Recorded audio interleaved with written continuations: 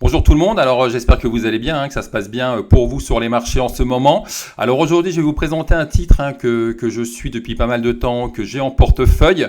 C'est le titre ALD Automotive, donc je suis sur le site d'ALD. Donc brièvement je vous présente le métier, donc plusieurs prestations assurées par ALD.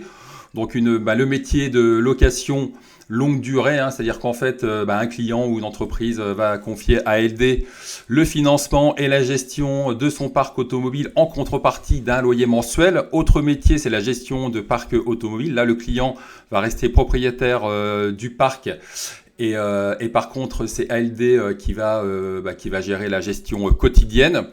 Et il y a une autre partie, il y a un autre métier, c'est le métier de véhicule d'occasion. C'est-à-dire qu'à la fin des contrats de location, ALD Automotive donc, va revendre les véhicules qui proviennent de la LLD aux concessionnaires et à des particuliers.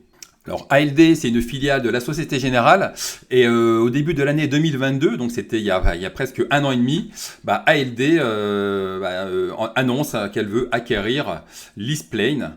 En vue de créer un leader, le leader de la mobilité. Donc ça, c'était début 2022 et finalement, ça a pris un peu plus de temps cette intégration puisqu'ils étaient en attente d'un retour du feu vert de l'Union européenne. Donc l'UE a dit OK, donc ils ont dû faire quelques sessions.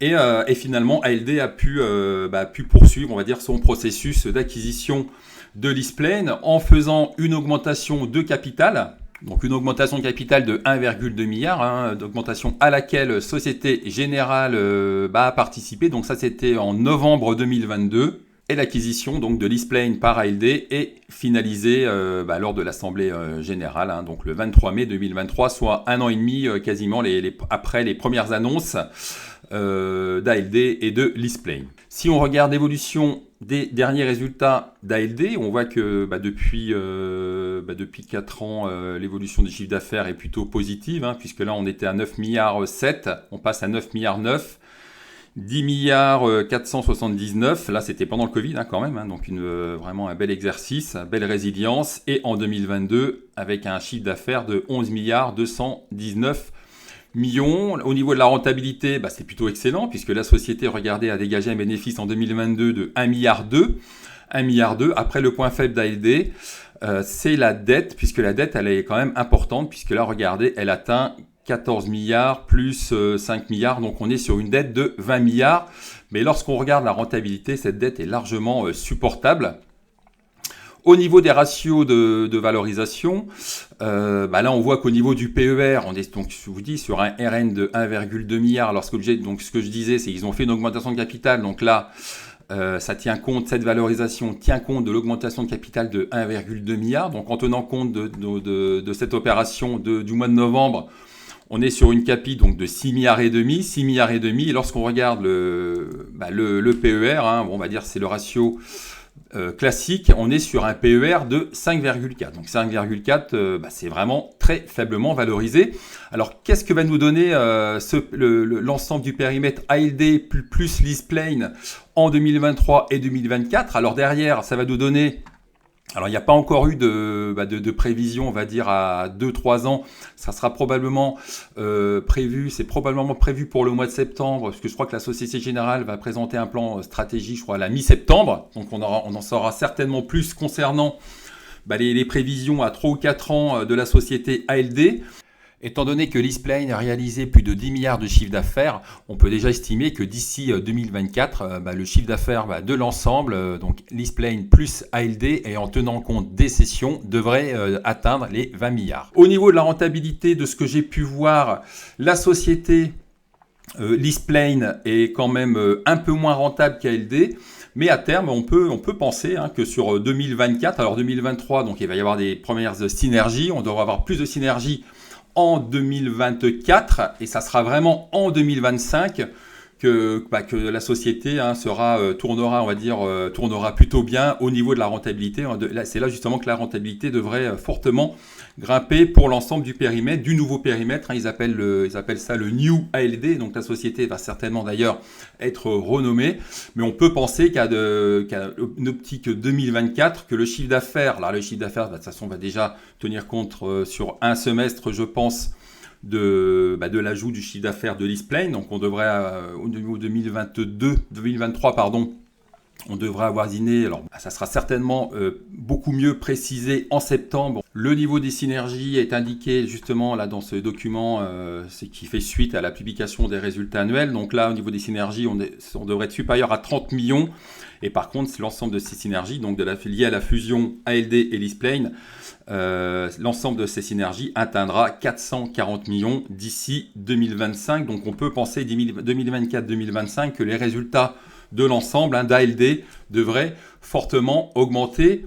Et quand on dit ça, on a de fortes chances de penser que les résultats 2023 seront supérieurs à ceux de 2022. Et lorsqu'on regarde justement les premiers résultats, les résultats du premier trimestre, mais on voit déjà qu'au niveau de la rentabilité, alors je suis désolé, il n'y avait pas d'autre doc qu'un doc en anglais. On voit que le résultat opérationnel, rien que sur le premier trimestre 2023, il est en hausse de 25%, puisqu'il était à 351 millions. Et là, il passe à près de 442 millions. Et au niveau du résultat net, donc le résultat net est en hausse, il passe de 257 millions donc au premier trimestre 2022, et là il passe au premier trimestre 2023 à 315 millions.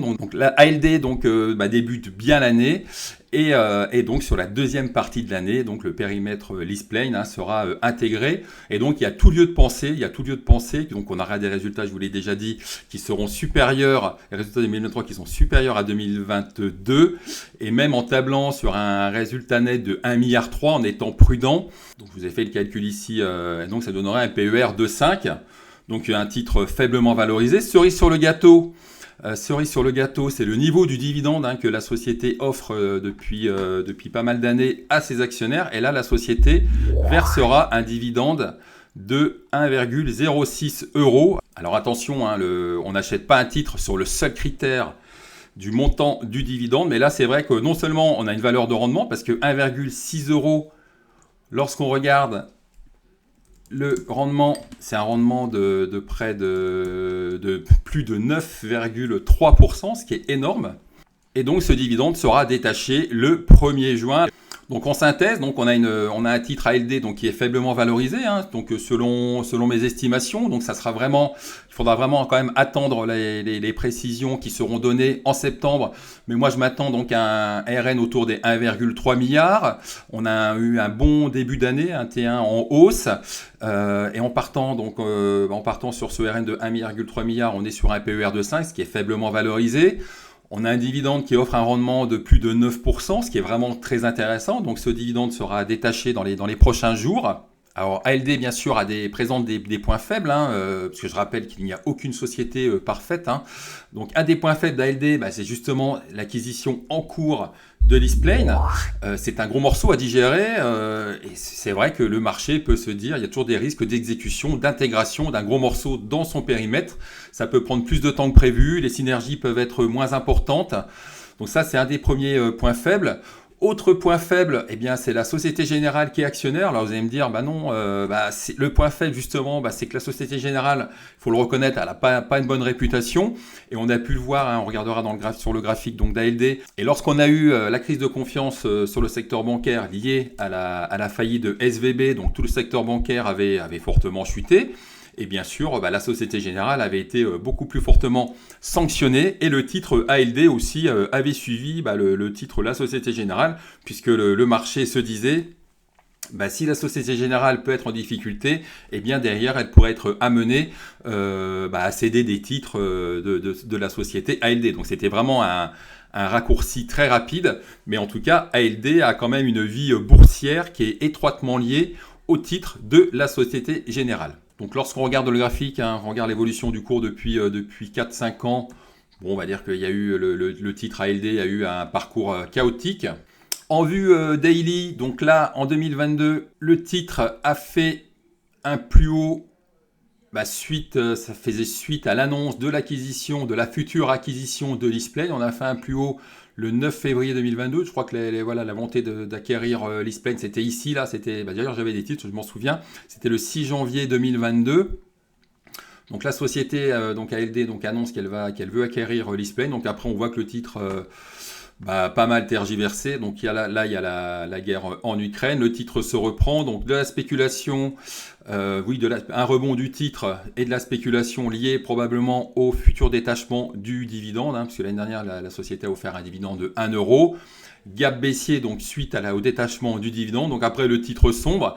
Et c'est vrai qu'aussi, étant donné que l'Union européenne a pris pas mal de temps pour donner son feu vert, eh bien, les investisseurs se sont un peu impatientés, puisque voilà, il devait y avoir aussi une augmentation de capital. Donc c'est vrai que le titre a été un peu plombé en attente de la décision de l'Union européenne, et puis en attente aussi de la future opération de financement, de la future opération de capital qui a lieu donc en novembre 2022. La chute du titre, ça fait suite justement au début de la crise de confiance dans le secteur bancaire. Donc regardez, le titre s'est fait bien attaquer, plus moins 7.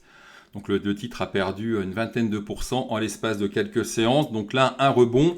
Et depuis, on va dire depuis le 20 mars, il y a une espèce de biseau haussier qui est en train de se construire. Donc ça reste haussier, ça reste quand même assez poussif.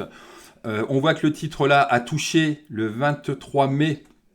Alors c'est un titre, c'est pas un titre pour les nerveux, c'est un titre qui est très mou. Donc on voit que le 23 mai, le titre a touché les 11,7 qui correspond justement à un niveau de résistance qui a été rencontré à plusieurs reprises par le passé. Donc d'un point de vue technique, on est haussier, ça se matérialise donc par ce biseau haussier.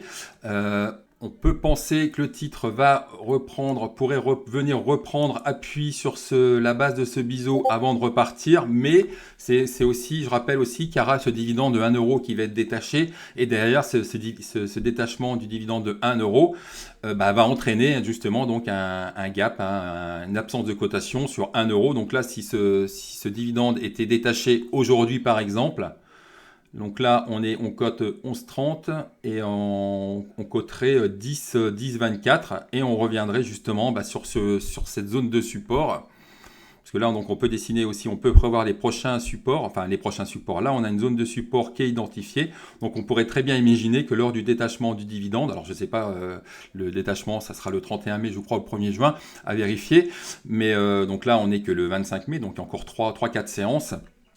Donc difficile de savoir où sera le titre dans 3 ou 4 séances. Mais en tous les cas, d'ailleurs, ça va entraîner donc un gap de 1,06 euro. Donc moi, j'ai des titres. Je pense conserver mes titres jusqu'au détachement du dividende. Et surtout, c'est un titre que je vais conserver en fond de portefeuille, puisque voilà, il me paraît très intéressant, faiblement valorisé, très liquide.